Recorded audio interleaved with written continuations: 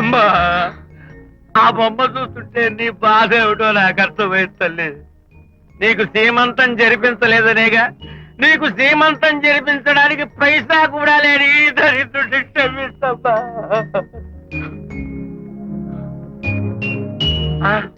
నా దగ్గర డబ్బులు లేకపోతేనే నా బంగారు తల్లి, నీ బంగారు గాజులు ఉన్నాయిగా, వీటిని అమ్మేసి నీ సీమంతం ఘనంగా జరిపిస్తానమ్మా, ఘనంగా జరిపిస్తాను.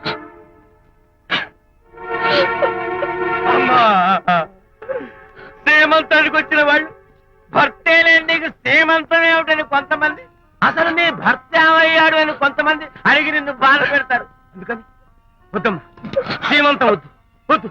దీన్ని కూడా అమ్మేసి ఎక్కడైనా సీమసారా తాగి ఏడుస్తూ బాధపడతా.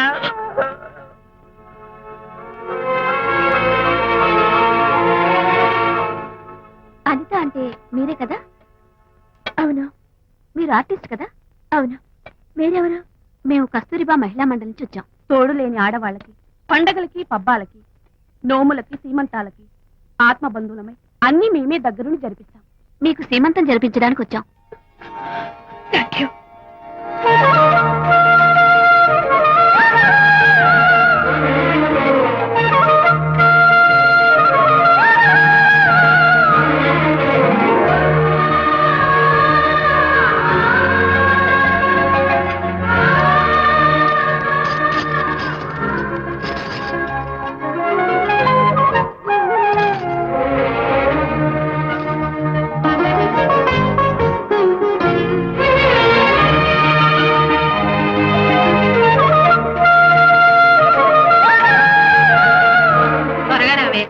ఒకటి, 2, 4, 6, 8, 10, 15, 18, 19, 20.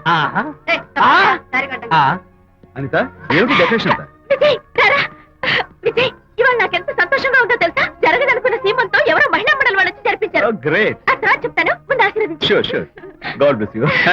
మరి గంధం? ఓ, నేను వస్తాను. Thank you. మంగళహారతి ఇచ్చి పాట కూడా పాడనా?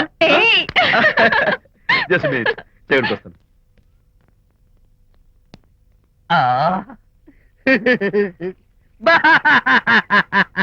అదేంటి, ఎందుకు ఏడుస్తున్నావు? ఇది ఏడుపు కాదు, సంతోష తరంగాలు.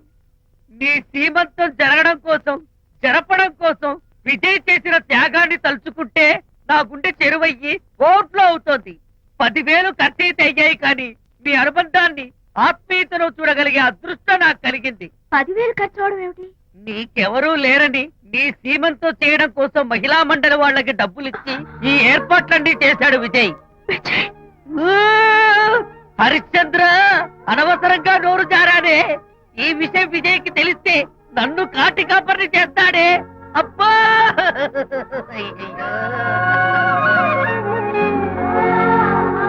అనిత,